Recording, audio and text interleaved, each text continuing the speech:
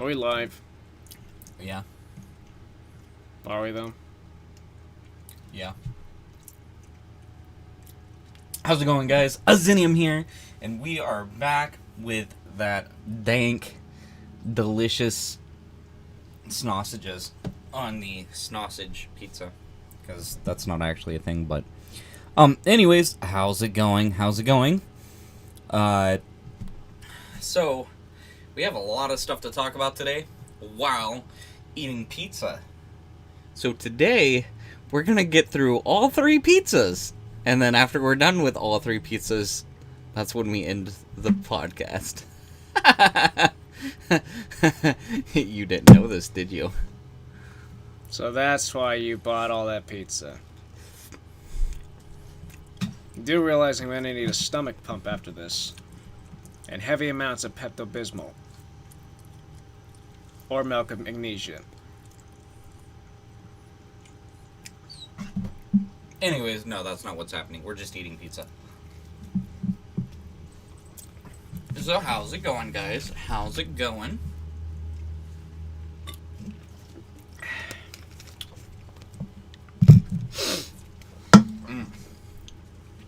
I love how the first minute of us is just us eating. Well, basically you're eating and I'm just staring at you, watching you eating said pizza. What if this is all we did for the entire podcast this time? Just ate pizza. That would be extraordinary. That would be a very educational podcast. It would though, wouldn't it? Yes, it would. Yes, it would. So we actually have a list of things to talk about, and the first thing we're going to talk about, obviously, is Domino's Pizza. Are we though? No, but I'm going to grab myself a slice of this feta cheese. Look at that feta. Look at that spinach. Look at that spinach, guys. Do you see that dank spinach on there? Huh. Delicious. Anyways, I'll let you take it away, my dear friend. Well, I have a question for you, though. Okay. Do you know what Shinrin Yoku is? Shinrin Yoku. Yoku. Yoku. Yoku. Your Shinrin Yoku. Fine. Whatever. That's fine. Do you know what it is? Shinrin you that word. Huh. For those of you out there watching, you can't say that you do, huh? No. It's literally forest bathing. Now, what is forest bathing? Let's just say it's simply spending time outdoors, embracing nature, embracing the negative ions that we as people need to refresh ourselves. And basically, Shinrin in Japanese means forest, and Yoku means bath. Ah, okay. Or immersing oneself in the forest and soaking in the atmosphere through the senses. And this is all according to Dr. Jing Li, who is the president of the Japanese Society of Forest Medicine and one of Japan's leading forest bathing researchers. You heard it here, guys. Start forest bathing. It'll help your mind, body, and soul. I want to say one thing though, real quick. All right. Okay. Oh, sorry. Let's violently move the pizza across the table while your notes are completely irrevocably I can't talk tonight. Destroyed. You bastard. In addition to forest bathing, more so. Do you need more lines? I need more pizza. Yours, pal. In addition to forest bathing, I want to say all this harsh music that people are normally listening to, mainstream, is I think it's damaging to the average person's mind. Now, have you ever listened to classical music for an extended period of time? I actually have. Right? And Yes. and you feel rejuvenated. I do. Holy moly, Bella says hi. as the pizza flies up and smacks the ceiling. I digress. Haven't you felt, rejuvenated afterwards? I do. I did. And almost any time I'm actually studying, whether it's school or anything involving something that's kind of hardcore, if you will, I actually listen to classical music. And I mean, I am a huge fan of Mozart, especially. For me, he was the rock star of his age. And he died so poor, though. Yeah. Anyway, Amadeus. You never watched that? Amadeus. You never watched that movie? No, but... About his life? Good God. Alright, well, that's on the ground now. About Wolfgang Amadeus Mozart, about his life. I haven't it's seen actually that one. it's an old film, but it's a fantastic film. I think you should watch it. Really? And just the music in general is just incredible. 100 gex do me making my brain melt. Okay. 100 B do me making my brain melt. Well, all I can say is B do be making my brain melt, my man. It's probably all that ramen. Dude's name's Ramen Noodles. And, ramen is good if you make it right. Mm-hmm. Okay? Mm-hmm. Let me segue into this. This is a topic I didn't think I'd ever get to talk about on this podcast. Okay? Interesting. Get the ramen, boil it in water in a pan. Mm-hmm. Okay? Hear me out on this, right? All right. Now, it's kind of a hot pot sort of scenario, so you have to be very careful and make sure everything's properly cooked, and if there's meats, preferably you brown it before putting it in. Okay. To prevent getting, sicknesses like salmonella, etc. Of course. So, basically, you boil the noodles, you get the frozen vegetables or fresh vegetables, chop them up, or if they're frozen, you just pour those suckers in. I like the Asian vegetables you can get. Oh, yeah, the Asian that like the bird's eye. Yeah. Almost. Yeah. And It's like a medley. and I don't support Bird's Eye. Very evil corporation, by the way. You should look that up. That's actually a thing. But so I do the Bird's Eye vegetables nonetheless. It's a necessary evil that we have to contend with. Mm-hmm. So after that, usually I'll take 2 or 3 eggs, crack them on the pot, and then just put them in the boiling pot of water. Cover them with the noodles, and just wait a bit. And oh man, the egg infuses with the noodle as well as with the rest of the soup, giving it a really rich, creamy texture. Nice. And then you get these almost like a hard boiled sort of egg consistency from the noodle. That's really cool. Yeah. Nice. Have you ever made ramen like that? You know what? I honestly have not. And it's like turning ramen into a meal. Nice. Now, have you heard this? I heard something about if you eat too much ramen, it's the noodle glue. Glue. Mm-hmm. Have you heard anything about that? I think for a brief moment I did, but I never looked into it completely. Yeah. So if you guys in chat know about that, the noodle glue. Someone, I think it was my brother No One Self. You can find him on YouTube as well. He said that ramen has an absurd amount of noodle glue, and it actually is not very good for your brain at all. In high amounts. Right. You know what I mean? But then again, you can say that about anything. Water is not good for your brain in high amounts.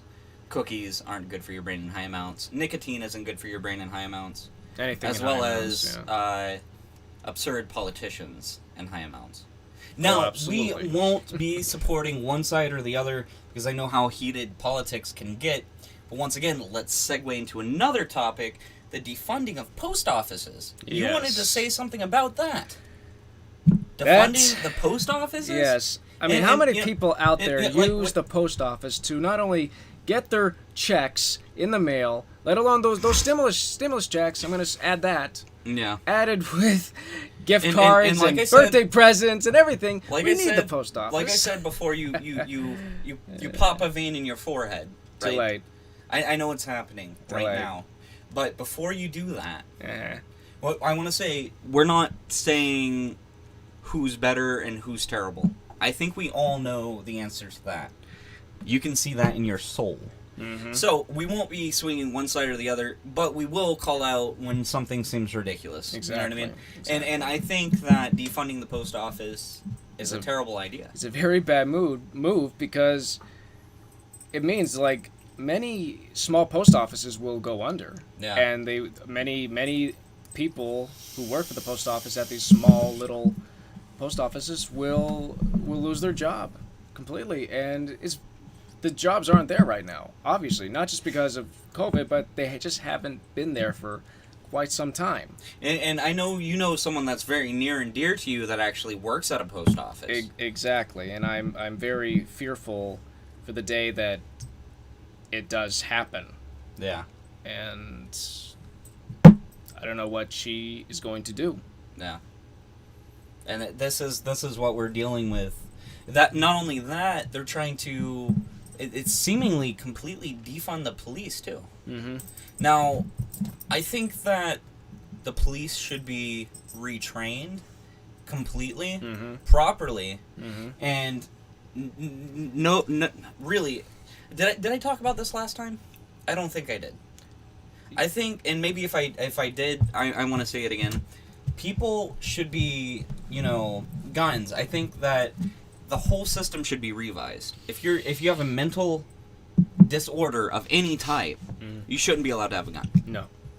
You should be allowed to have a taser, and then police shouldn't be allowed to have a gun either. Right. Unless they know for a fact that the suspect has a weapon, 100% sure, and they should have to sign that out. They shouldn't just be lumbering around the streets with deadly weapons. Right. That seems insane. Yeah. You know what I mean? It is.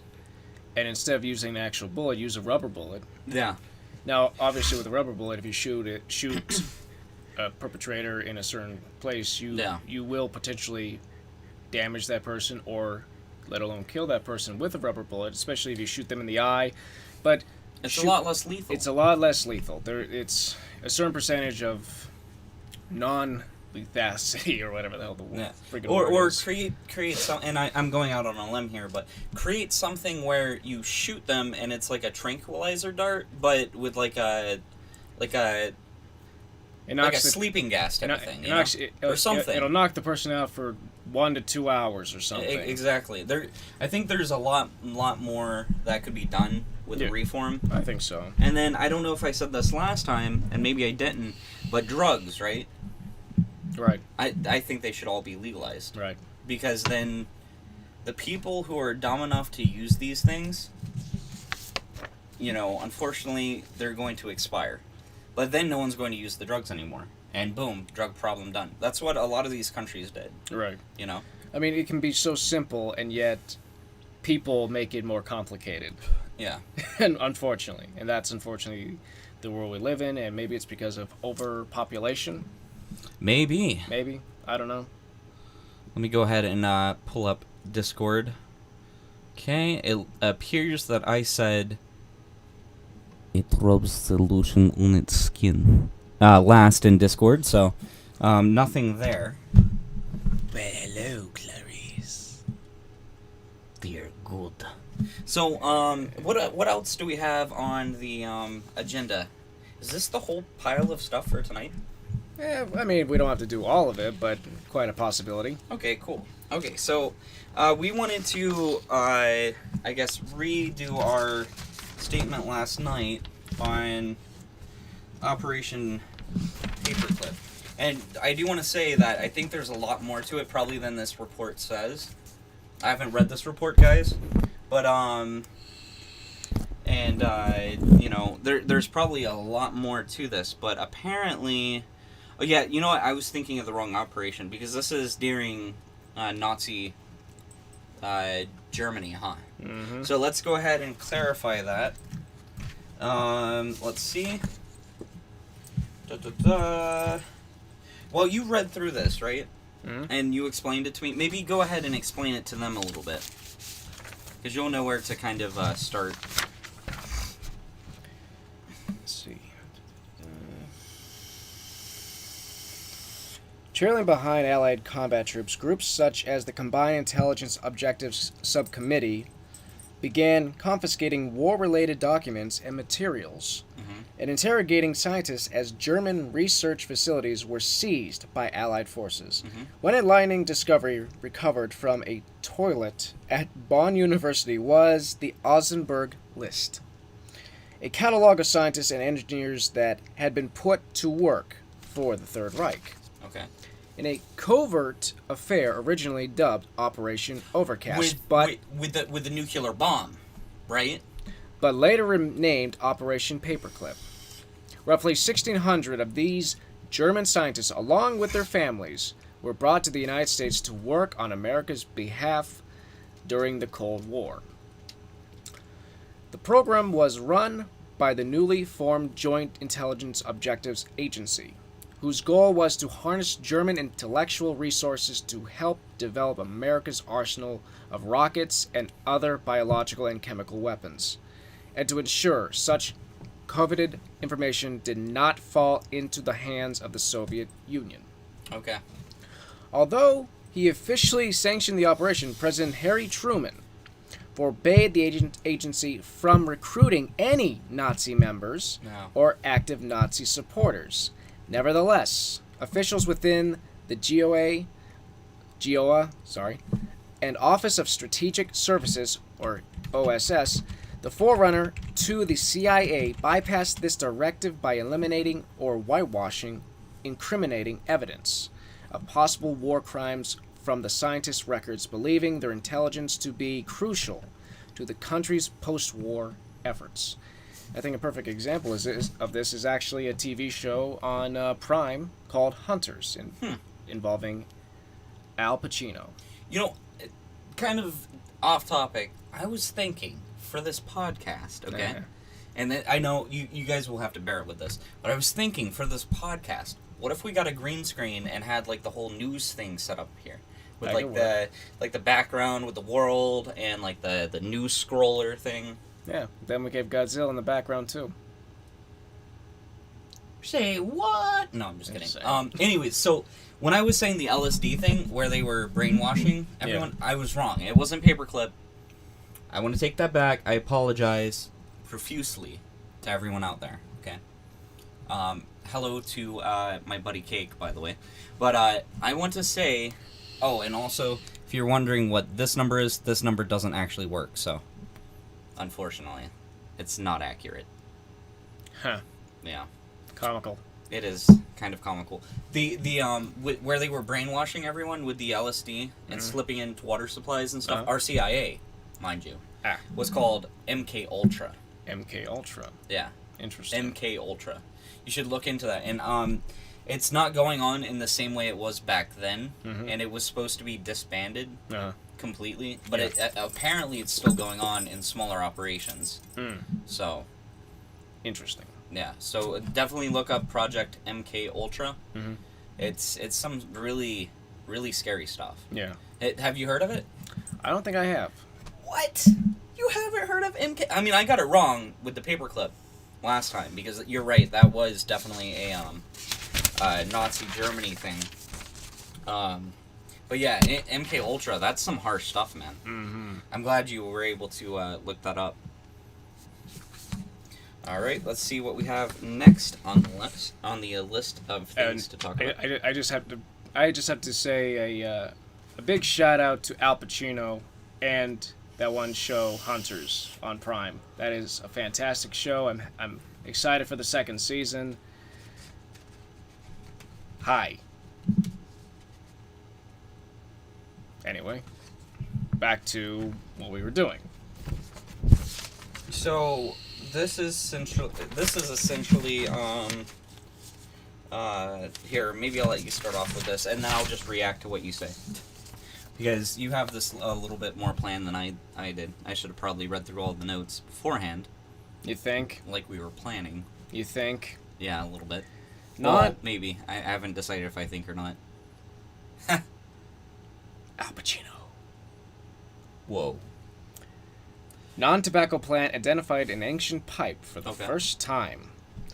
People in what is now Washington State were smoking Rus glabra, a plant commonly known as smooth sumac, more than 1,400 years ago. The discovery made by a team of Washington State University researchers marks the first time scientists have identified residue from a non-tobacco plant in an archaeological pipe. Huh. Unearthed in central Washington, the Native American pipe also contained residue from N. and bear with me, quadrivalvis, Okay. a species of tobacco not currently grown in the region, but that is thought to have been widely cultivated in the past. Oh. Until now, the use of specific smoking plant mixtures by ancient people in the American Northwest had only been speculated about.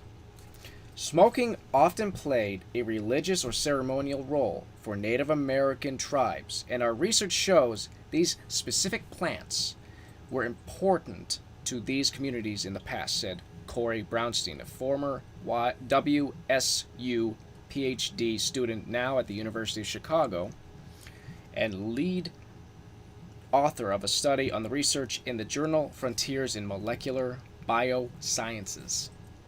Huh. We think the Rus glabra may have been mixed with tobacco for its medicinal qualities and to improve the flavor of smoke. That's actually that's pretty neat. Very. So they were now when it said medicinal qualities, was it medicinal? Do you think? I really believe it was. Okay. I truly. I mean, most. We've found. I mean, I'm not an archaeologist yet, but archaeologists have found that a large majority of these tobacco type plants, and even non-tobacco now, played not just a huge role in just medicinal, but in the ceremonial styles of human culture. Of human culture, and the idea of passing the peace pipe, or even let alone doing peyote, which was hallucinogenic, but it was more than just hallucinating. It was part of something bigger than themselves. It was a spiritual journey each time they would take a puff, and also going into the sweat lodges, doing that, and almost some tribesmen would die, but at the same time, the ones that would actually be able to survive, they came out warriors. They became true warriors, and they had a journey, if you will, a vision quest. Yeah. So we need you guys to all go out there and not do drugs. Please don't do drugs. We're not saying We want you to do that. But what we will say is pass the vape box.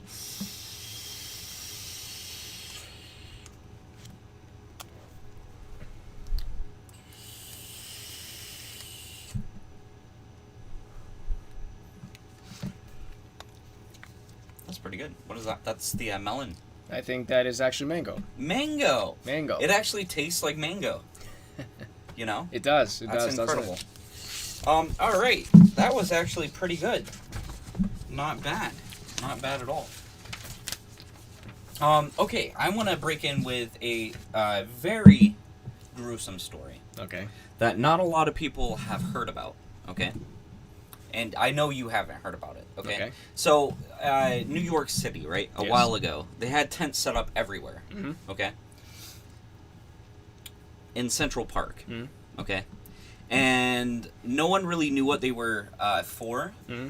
A lot of people suspected they were for the whole COVID thing. Oh. Okay? Now, there is a very reliable source, I'd like to say. Mm-hmm. I've been not talking with him, but I've watched his stuff for quite a while. Mm-hmm. There's a couple other people that have, legitified his presence. And he works with the Pentagon. Oh. Okay? How much do you know about sex child trafficking? Not a lot. It's horrible. It really is. It's gruesome, man. Yeah. Gruesome. I mean, it's been going on for years and years, but... So... Yeah. Essentially, what they say were happening, because there were several earthquakes in areas that... Here, I gotta adjust myself. There were several earthquakes in areas that normally don't have earthquakes. Mm-hmm. Massive earthquakes. Yeah. Okay? Have you ever heard of a deep underground military base, or DUM? Probably the ones who created that name were dumb. So essentially, our military, I believe, set up these deep underground military bases along, and And I want to say that the Illuminati, in a way, is real, by the way. Well, it has been real. Okay, and I want to say that. We will clarify that, okay? Not a conspiracy, but as in a group of people who conspired against, really, the whole world. And essentially, there's these deep underground military bases where they literally have these children farms. You know what I mean? These people are so underdeveloped because they've never seen the light of day. Yeah. So they said that they found something in New York in one of these deep underground military bases. And it was a large pocket of children. So they were literally pulling just these people out. But some of them didn't survive because they weren't used to the higher oxygen levels and the light, essentially, and it was just killing them. They were depraved with so much. Yeah, it was literally killing these people. I mean, have you ever watched the film Slumdog Millionaire with Dev Patel? I haven't, actually. I think that's another film you should watch. But having to do, I mean, maybe not so much with sex trafficking, but the idea of using children for almost anything, even just begging in general. If a child had a decent singing voice, they would literally take out their eyes and they would just throw them out into the streets, so they would make whoever money to bring back, and of course tourists going to India would be literally giving these orphan children money, not realizing what was going on in the background. Wow. Yeah. I mean, I know it's a fictional style movie, but it does show certain truths when you do watch it. And it has a sick Bali dance at the end. What? Hey Noodle, how's it going, buddy? We're going into a couple different things, going through some recent news, going through some kind of past news that no one's heard about.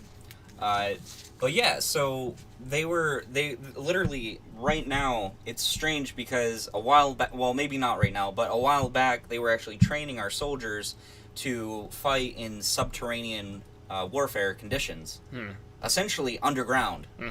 Now, there were actually fierce fires in the sewers of California, where there's a known deep underground military base in the vicinity. Fires. Spitting out of the sewers, explosions going off in the distance. You know what I mean? Impossible Chuds. What? CHUD. What is that? Cannibalistic humanoid underground dwellers. Holy shit. You never know. Well, have you ever watched that movie? No. But I will say some of these people are cannibalistic. Cannibalistic, man. They literally will do, like, human sacrifices to the point where they're sucking infants' blood for the adrenochrome. Have you heard of adrenochrome? I have, unfortunately. And, Fear and Loathing in Las Vegas? Don't remind me. Now, that's a good example of... not doing drugs. Yeah, but that's a good example of what that stuff will do to you. And it's actually said to roll back the years on your life. But when these people stop taking it, they just turn into these horrible-looking vampire-faced bastards, to be completely honest. Like Johnny Depp in Dark Shadows. Yeah, and who knows? He might be part of all of that, which is terrifying. We love you, Johnny Depp. But do we? I do. I love him in the Pirates of the Caribbean. How dare you, Johnny?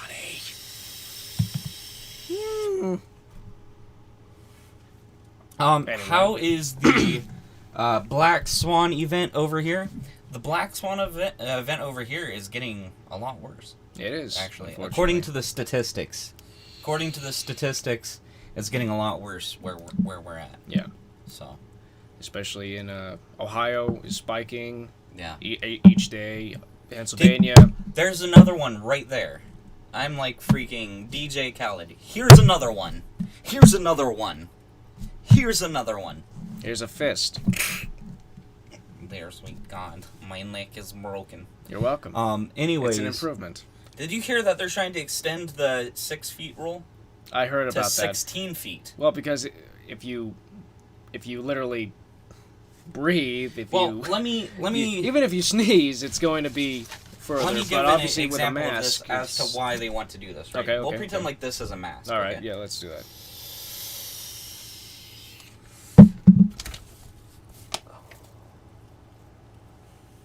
as you can see, if this was a regular surgical mask that they would have you wear, that does nothing at all. Yeah.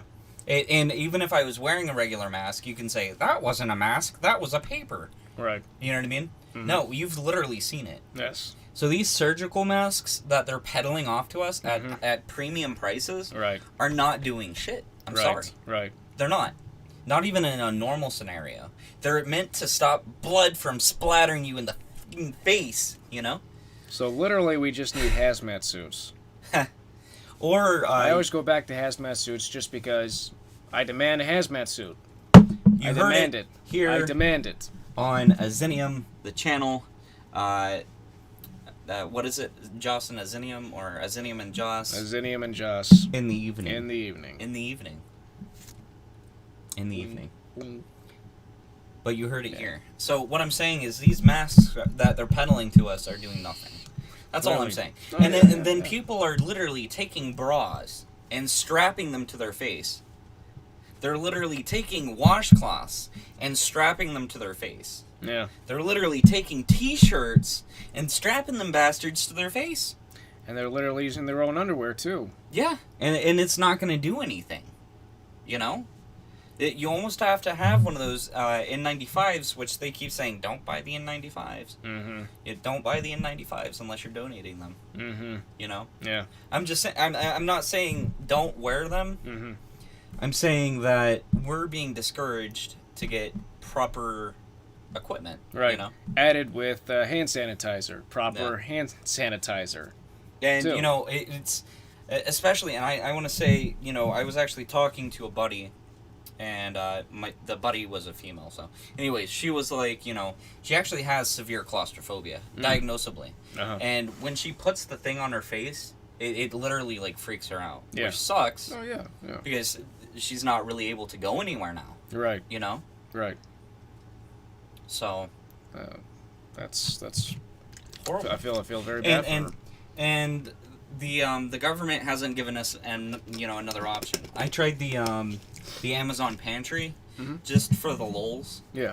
Right? Yeah. And I got a box of food, but it's literally just like dried potatoes, cans of soup, fig Newtons, oatmeal, which is fine in small amounts, but we all know that soups are really high in sodium.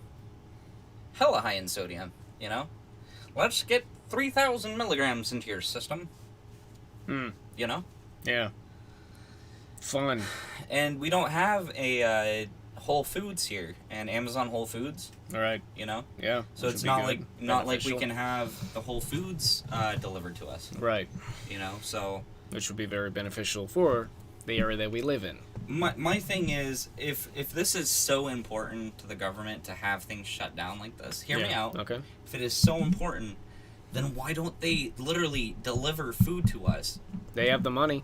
And shut everything down for 3 weeks. Yeah. That's all it would take. Considering Just 3 weeks. Considering they have the money. Yeah. To do so. That's all it would take is just 3 weeks of everyone quarantined, boom, done. Yeah. You know? Yeah. The end. Yeah. Goodbye. Yeah. You know? So. Absolutely. And I was saying before, I don't think it's only about a virus rampaging.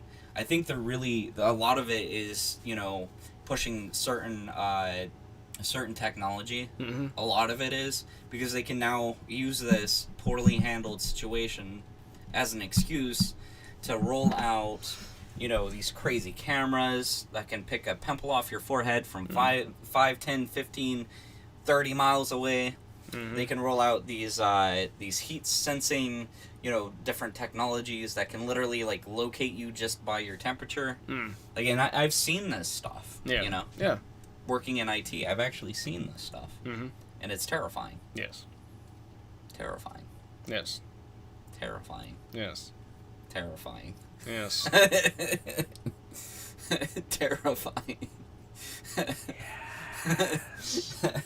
Alright, let's move on to the next piece. You want to go for the next one? You know, I've tried this every time. Let's see what we got. Scientists trace and identify origin of smallpox vaccine strains used in Civil War. Exactly. Okay, so there's historians working at McMaster University and the Mutter Museum. Mutter? Let me see. Mutter. What? God damn it. University of Sydney, they've pieced together the genomes of old viruses that were used as vaccination strains during and after the American Civil War that ultimately led to the eradication of smallpox. Huh. Now, I want to say, just reading this title, which is, this really gripping thing. Mm-hmm. That's not bad, but it's kind of scary. And I don't know how much you believe of this, but if you look back to where the virus actually started, do you know where it started? I'd like you to give your answer where you think it started. All right, 3, 2, 1, go. Where do you think the virus started? You put me on the spot, damn it. Or not the virus. I was talking about a computer virus. Computer virus, we're talking about the Black Swan event. Oh. So we're not talking about the eradication of the Native Americans. No, we're talking about where did the Black Swan event commence? Because we don't want to be shadow haggled on YouTube's. I'm really trying to not get my channel blacklist. Craig. This is all you now. Okay, so the Black Swan event, and when I say I mean covert events happened. The covert events happened to take place in a university, actually. I think it was in the University of California. I could be wrong. Let me go ahead and pull up Discord just in case, because I'm really not trying to be Shadow the Hedgehogged on YouTube's, because that would suck. Because that means no one will be able to see my content. Ever. And it would be really terrible. Which is why this is so dangerous to ingest. You know what I mean? Because you say just one word, and the system of chipmunks will literally rip down your entire household. Household being my channel. Yes. So, that's why we're talking in code, by the way. For real, I'm not even joking, though. There's been so many people that have been shadow smacked with a tuna. And their complete house was just completely demolished entirely. Just gone off of the interwebs. You know, it's amazing that I actually understand him. That's scary. So anyways, the covert Black Swan event actually started in a lab in California. Huh. It was funded by the United States of Amerismack. Okay? Uh-huh. And literally, this Chinese scientist went back to Wongi China, where it all started, by the way, which you know where I'm talking about. And the covert Black Swan event, and you can actually look this up. She looked, and you'll have to like look into this a little bit more. I'm just trying not to get shadow smacked with a tuna, and have my house burned down, basically. But she went back to Wongi China, and in her lab, she literally added functions to the covert Black Swan event. You know what I mean? That sounds ridiculous.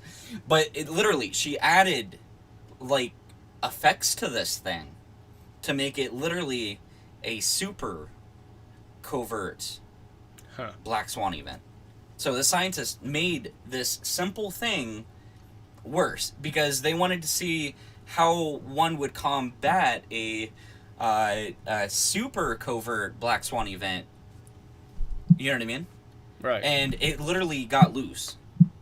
Literally out of the facility. Mm-hmm. And, you know, that location just happened to be near the rainy, smacky, killy the live animals event park walk thing. Damn. Yeah. Whoa. Yeah, that's why they said it was the bats, but it wasn't. Mm-hmm. You know? I don't ever want to watch this back, please. You have to look into what I'm actually saying to actually understand what I'm saying. But hopefully I don't get shadow smacked with a tuna and have my house burnt down. Oh, God. All right. Where's Adam Driver when we need him? All right, your turn. An iconic Native American stone tool, technology discovered in Arabia. A new study led by archaeologists from the CNRS, the INRAP, the Ohio State University, and the Max Planck Institute for the Science of Human History reports on fluted points from the archaeological sites of Manaza in Yemen and Ad-Daharis in Oman. Fluted stone tools are a distinctive technologically advanced form of projectile points, including spearheads and arrowheads. Fluting is a specific technique that involves the extraction of an elongated flake along the length of a projectile point, leaving a distinctive groove or depression at the base of the spearhead or arrowhead. Fluting is a distinct technological tradition invented by early human cultures that spread across the Americas. Fluted point technology is very well known in North America, evidenced by finds across the continent dating from 13,000 to 10,000 years ago. As lead author Dr. Remy Cressard of the CNRS notes, until the early 2000s, these fluted points were unknown elsewhere on the planet. When the first isolated examples of these objects were recognized in Yemen and more recently in Oman, we recognized that there could be huge implications. The sites of Manaza and Adad-Daharis yielded dozens of fluted points. The Arabian examples date to the Neolithic period, about 8,000 to 7,000 years ago, at least 2,000 years later than the American examples. As Professor Petraglia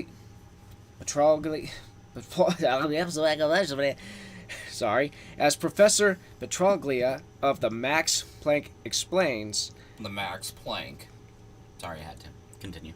bastard, given their age and the fact that the fluted points from America and Arabia are separated by thousands of kilometers, there is no possible cultural connection between them. This is then a clear and excellent example of cultural convergence. Interesting. Or independent invention in human history. Interesting. Now, Do you believe in cultural convergence, or do you believe that somehow the entire timeline is screwed up? Maybe. Think about that. Okay. We'll let you guys use your brains and your opinions, but just think about it. Consider the implications. Really? Well, I mean, you know, Cro-Magnons and Neanderthals. Yes, I'm doing this. He has an itch on his finger. Yes, exactly. It rubs the lotion on its skin. No, I'm just kidding. Anyways, let's see. These are the topics here that I can talk about because I actually made these videos that you guys can't see actually. Which one should I talk about? There's 3 right there on the screen. Well, I think let's start with the plant-based. That one. Okay, cool. Yeah, I can definitely talk about that. You know what? I can even kind of read through this a little bit because this is a video that I actually created a while back, and I think it's something that because this channel is very, very well hidden. So not a lot of people are actually going to see it. But let's see. Let's keep moving through this clip. Okay, keep moving. Blah blah blah. Okay, here it is. Tyson Food has already announced its first line of plant-based and blended meat products, as well as investing in Beyond Meat. In Tyson investing in Beyond Meat in 2016. By the way. So this is why I think that plant-based meats will eventually completely take over. Okay. Now, literally right now, our supply chain is completely breaking down. No matter what they tell you, it really is. It's literally crumbling. You go to Walmart, you go to any store right now. You go to Aldi's, right? Remember a day when the shelves were packed, everything was pristine, there was not an item missing. Maybe the eggs that one time, the whipped eggs at Walmart, because our Walmart's terrible. But that was the only thing missing, right? Everything's stocked full. Now you go to Walmart, and it's the picturesque of chaos. Like a wild freaking mob roamed through Walmart and took everything off the shelves, right? It's like Mad Max. But here's the thing. They can normally keep up with that. As long as our supply chain was fine. Now, several weeks ago, they actually... This was... because I actually saw this happening. Maybe it's not happening now. But they were actually turning trucks away from Pennsylvania. Food was not getting in for a while. The system's breaking down for multiple reasons, you know. I don't know if I have enough knowledge to really go into it.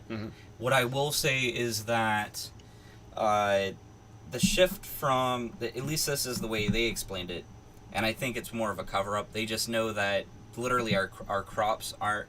And it's really because of climate change. Our crops are not growing like they used to. The soil is becoming desolate and essentially turning to sand. You've heard of the Dust Bowl ordeal? That's happening again right now. It's not good. No. You know? No. It really isn't. We actually had to get a shipment in from Africa of meats. We got a shipment of meats from Africa not that long ago. That's actually documented. You can look that up. Where are our meats at, you know? Right. And these farmers aren't even able to get these cattle sold or anything. So let me go into this next. So this is why I think that plant-based meats will take over. Okay. What's easier? Raising a calf into a cow, really improperly feeding it, because you've seen the disgusting... Like, they literally put these circles on these cows that they can reach into their stomachs and shit. Have you seen that? I've seen that, That yeah. shit's insane. I've watched a lot of documentaries. That shit is insane. But anyways, so you raise the cow, all this stuff, you slaughter the cow, you process it into meats, blah, blah, blah, blah, blah, blah, blah. Right. That's a long, drawn-out process. Or, you chuck plants into a machine, you put in the proper oils, chemicals, you know what I mean? And boom, out pops literally what tastes exactly like a hamburger. What are they going to do? Obviously, I think they're going to move to the plant-based stuff. There's already signs that these companies want to move to that. It's a lot cheaper. Right. It's not as harmful on the environment, not like they care. Added with the health benefits. Yeah. Yeah.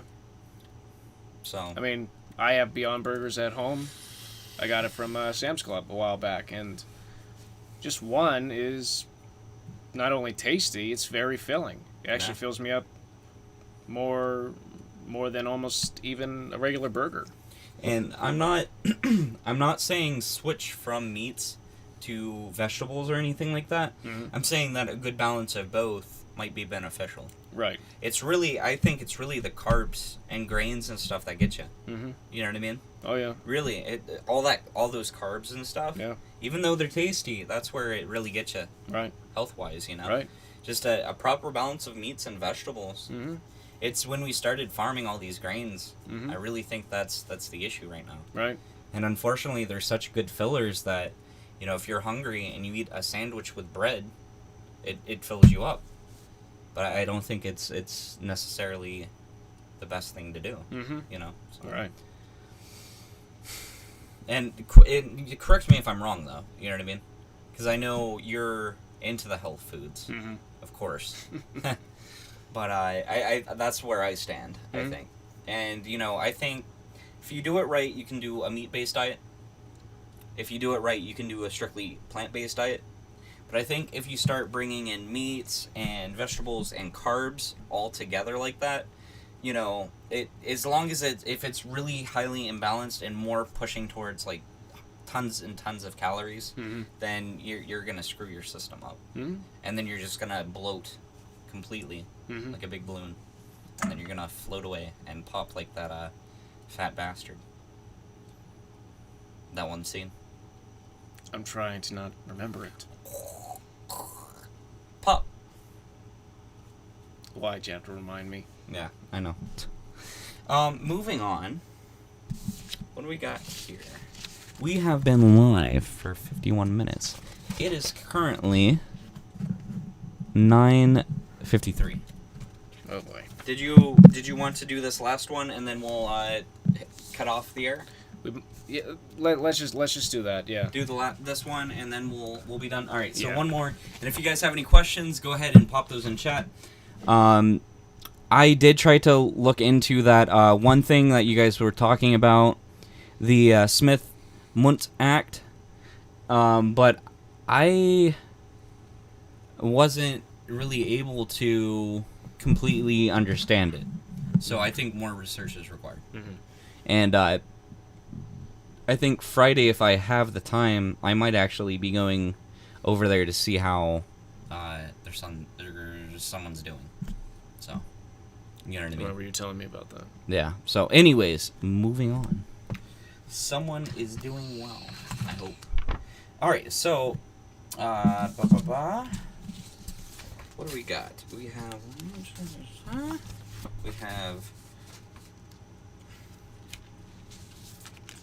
pace. Interesting. Which one would you like to do? That one, this one, or that one? I'll let you do this one. Let's do about the landmarks. All right. Here we go. Landmarks facing climate threats could transform.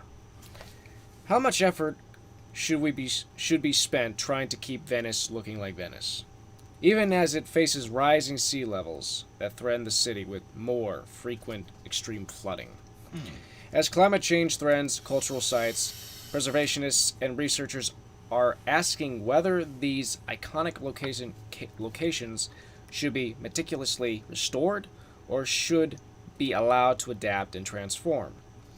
The traditional preservationist paradigm is the idea of static preservation.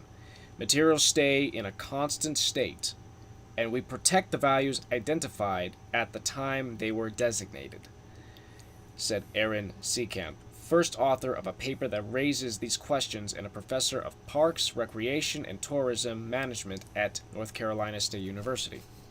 However, it's really infeasible to manage all heritage sites and property through persistent adaptation due to the extent of projected climate impacts. Seekamp said, "We are arguing for preservationists to shift toward transformation in some cases." The paper was co-authored by Eugene Zhou, World Heritage Leadership Program Coordinator at the International Center for the Study of the Preservation of and Restoration of Cultural Property, or ICCROM. Seekamp and Zhou presented two ideas for how the transformation could take place. Adaptively, in response to climate change impacts, or in advance of anticipated or projected impacts. Seekamp and Zhou argue that some cultural icons severely impacted by climate change-related events could remain damaged to serve as a memory of that event, and to help communities better understand and learn about the climate-related vulnerabilities of places. In other cases, they argue that some landmarks at risk of climate change should be allowed to transform when the cost of preserving a landmark is too high. Decisions about how these important landmarks can and should change need to be guided by the values of descendants of people and cultures that those sites were originally intended to highlight and preserve, they said. Individuals whose heritage is at stake and who receive benefits from those places at tourist sites should be part of the discussions about change and about what preserving values connected with sites should look like, Seacamp said. Their ideas about transformation were inspired by the concept of resilience in ecology, Seacamp said, in which a landscape can absorb change in response to a disturbance and population shift toward a new state or reorganize. What we're arguing is that the heritage field adopt an ecological framework of resilience to expand the current paradigm of preservation toward transformation to allow for autonomous and anticipatory adaptation to occur, Seacamp said. They focused the recommendations on cultural landmarks designated as World Heritage Sites, which are landmarks or areas with important cultural, natural, or scientific significance that have legal protections through the United Nations Educational, Scientific, and Cultural Organization, or UNESCO. They argued that preservation leaders create a new category for sites facing climate threats called World Heritage Sites in Climate Transformation. That list could help gather information and better document sites that face threats for climate change, as well as help channel resources toward them. My question for Seacamp would be then, what if what's destroying these landmarks is a phenomenon, maybe you've heard of it, called acid rain? Super damaging. Mm. And I want to say this. Unfortunately, humans have really played into this acid rain quite a bit. From all the vehicles we drive with all the emissions and just all the toxic substances we literally vent into the atmosphere every day carelessly. All these big corporations just dumping pollutants everywhere. I think that's really what's destroying these landmarks, to be completely honest. You know? Oh, absolutely. I would definitely look into that. Yeah. I think that we should move to, if we can, a completely electric vehicle. Now, they probably won't let us because it seems like every vehicle has a 400-mile limit to it. So you literally can't go beyond 400 miles without filling up or charging or staying in one place, which makes traveling quite difficult, unfortunately. But, you know, the perfect vehicle, I think, has 2 turbines in the front. So while you're driving, it's literally generating electricity from the front turbines. Right. You have a solar panel on top, which is literally collecting energy from the sun, which is completely free. Right. You can make it universal where it uses photoelectric, hydroelectric, wind power. Let me see if I could find this one thing. Oh, you know what? No, I don't even need to look it up. And then on the wheels, they would have dynamos, like the Priuses have. Yeah. And then the vehicle could literally, even if we, even if we ignored all of that, hydrogen power. Right. Literally, from what I understand, a very small amount of hydrogen could literally fuel a vehicle for the entirety of its life. And do you know what the byproduct would be? Water. Water. Nice. We have the technology to do this. Right. Why are we not doing this? Right. You know? Right. We have the things to stop these horrible catastrophes from happening. I think really it's more of a, you know, we're talking about, you know, I know he's talking specifically more about landmarks that are near, you know, the ocean, I'm assuming. Being decimated. But, you know, look at all the chemicals that are being dumped. Look at all the chemical waste that could be completely removed. Right. Literally, we could be driving around in cars that produce water. Right. And last a lifetime. Right. Let's take a look at the long life vehicles that the post office have. have something like that powered by hydrogen, Mm-hmm. you have so much less waste. Mm-hmm. A vehicle that can last, what is it, 50 years without maintenance? 50 some years without maintenance, in addition to it producing water instead of harmful chemicals. Right. Right. You know? The time is now to do it. Nah. Really. Time is now. I mean, we focus so much on going to Mars and colonizing other planets, and yet we're still here on this planet, aren't we? Yeah. And we are going to be on this planet for a very long time. Yes, we will be going to other planets, but not quite yet. We need to focus on this planet. And I want to say something, one last thing before we go. Hmm? And I'm not saying... Should I be frightened? Yes. I'm not saying Mars mission was a hoax, but I'll say the initial ordeal seemed pretty sketch. Because they posted pictures on NASA's website, which I saw, which were pictures from, I think it was, Iceland is the one that doesn't have ice, right? And Greenland is the one that's filled with ice? Or is it the opposite? It's the opposite. It's the opposite. So Iceland has ice, Greenland has green. Yes. Okay. That makes sense, though. Yeah. Hence, Iceland. It's cold. Cold as ice. Willing to sacrifice for love. I've seen it before. It happens all the time. I didn't realize we're going there. Yeah, we are. But, anyways, so in Greenland, they literally... I saw the same photos on Google Earth. Like, I went on Google Earth, and I saw all the machinery there. And literally identical to a T. It's like they took a picture of it and put a red filter over it. You know? And when I saw that, it really was a smack in the face, man. Yeah. You know, the same pictures on their website saying, hey, these are the rovers here. Right.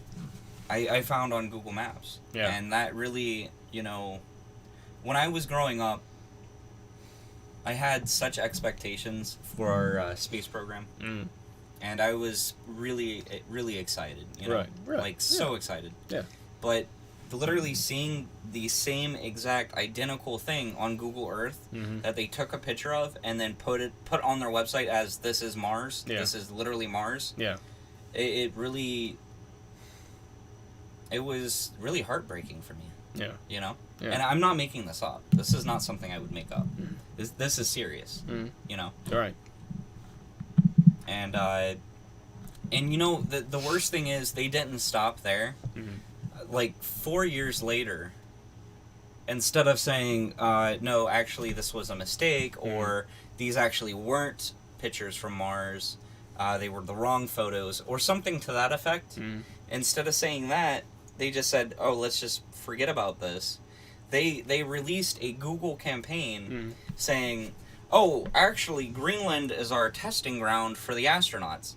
And it's the most mind-blowing, stupid thing I've ever freaking seen, man. Literally, it's these guys out in the mountains camping.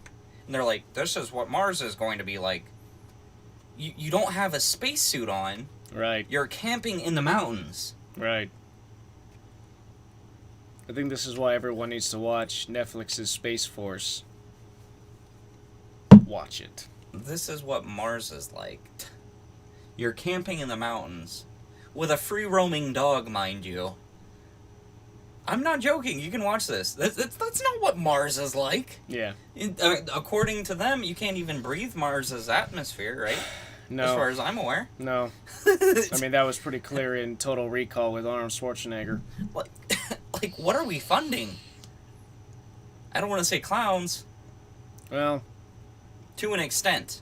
to an extent. I'll say some of the technology that's come out of NASA seems pretty phenomenal. No, it is. You know? And these are very bright people, but it's also the ones backing the scientists. The people who are scientists obviously are bright, doing everything.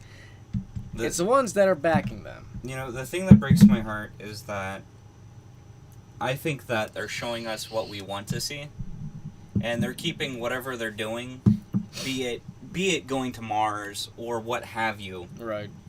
They're keeping what they're actually doing under the wraps, and I really think that's what's happening. They're Right. showing the American people and the world what we want to see. Right. You know, Right. To keep us excited and happy. excited, adjacent to the fact that, oh, there's something beyond this planet or whatever, or Something. keeping us in a way entertained. Yeah. And one more thing. I know it's getting late. I know you have to do school Well, or something to that effect. I got something at YSU I got to do tomorrow. It's a little tour of the campus Facility. and stuff. So I got to do that tomorrow morning. But you know, not only that, it's the fact that literally they passed a bill, and I know a certain someone raves about this all the time, but they literally passed a bill saying anything on the TV they can broadcast as entertainment. Mm-hmm. Anything. Yeah. News isn't news anymore. No. Facts aren't facts. Everything is nothing but entertainment. Yes. And keeping the masses in line. And happy.